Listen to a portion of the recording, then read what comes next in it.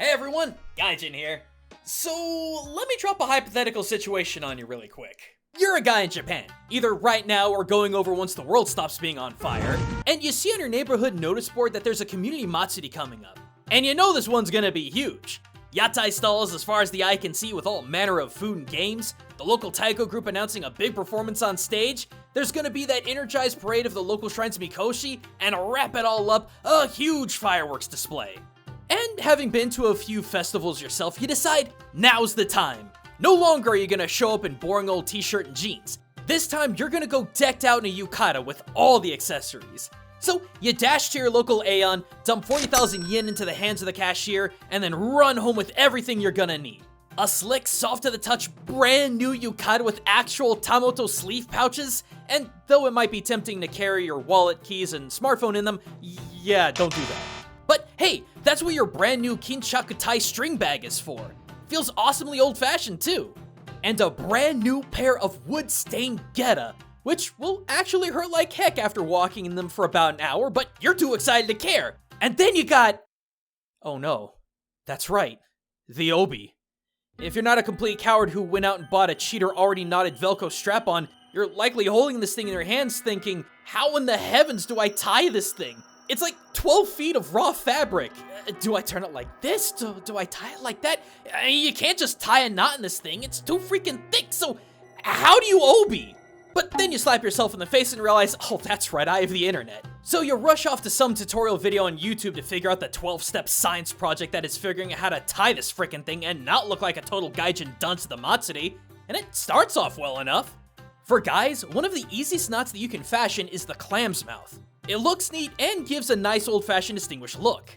So to get started, you first grab about 30 centimeters or 12 inches if you're American of the obi and fold it in over the middle. This creates your start end. And while holding the start end up high, wrap the rest of the obi beneath it 2 or 3 times around your hip. Now, take the leftover length of the obi and fold it in so its length is about the same length as the start point. This end is also called the hanging end.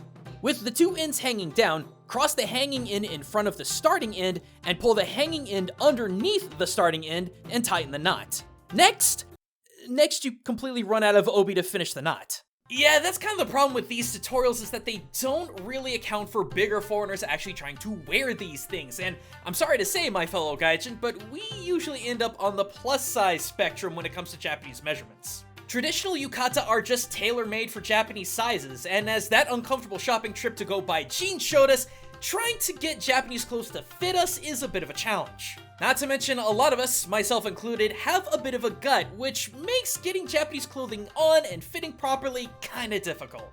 So you might be thinking, well, I can still make this work. I just wrap the obi around myself one time and I have plenty of length to work with. But that comes with its own problems because now you have too much hanging end and not enough starting end in order to finish off the knot. Your dainty little clam is starting to look like a tridacna. So what do? I'll get a bigger obi. Not likely. In my experience, they don't exactly come in a variety of sizes. Oh, I'll just tie a different knot. I mean, you could try, but they don't get any simpler than this. Plus, there's no guarantee you won't have this exact same problem with another knot. What do I do? Hey, calm down, my dude. You're not SOL just yet. This is a problem that I've run into a good number of times when wearing yukata, but I found a neat little workaround that I like to call the futokai, aka the Fat Man Clam. Alright, so let's go back. You're on the right track with the wrapping the obi around you once.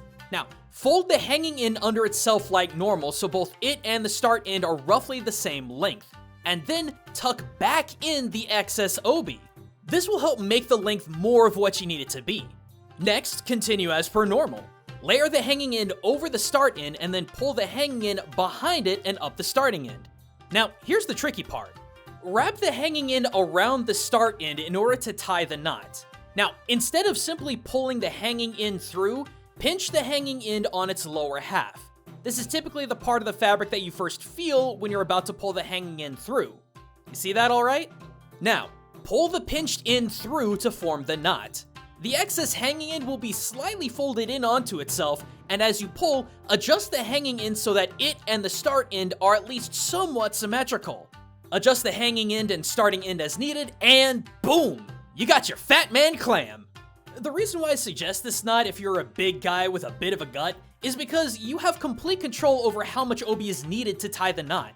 Basically, it's far more customizable and allows you to make small tweaks here and there in order for the obi to fit properly. Cause I'll be real with y'all, Japanese clothes like this are absolutely not intended for folks of larger persuasion. Now, I also know there are likely more than a few of you ladies out there asking, well, that works for a man's obi knot, but what about a woman's? To which I say, I have absolutely no idea.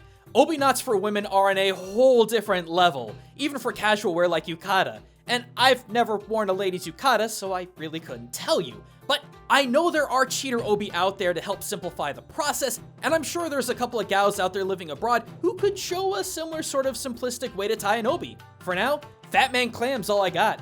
Now, I know some of you yukata and kimono purists are going to object to my workaround that I've got going on here, but let me make one thing very, very clear. This is not supposed to be the same thing as the traditional clam's mouth knot. I mean, it's called the Fat Man Clam for crying out loud. When you're a bigger person trying to get into yukata or a kimono, it just gets really complicated really, really fast.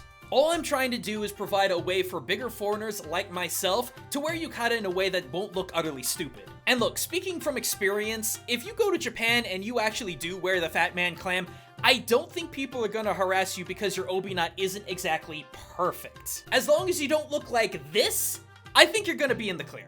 And who knows, you may even impress people with your obi evolution. So give it a shot, tell me what you think, and as always everyone, thanks for watching. We've got lots and lots of video ideas coming down the pipeline, and they will be released bi-weekly, usually the first and third weekend of every month. So get subbed up, get notified, and be sure to come back every once in a while because I like to keep to that schedule as close as humanly possible. But until next time everyone, this is Gaijin, signing out.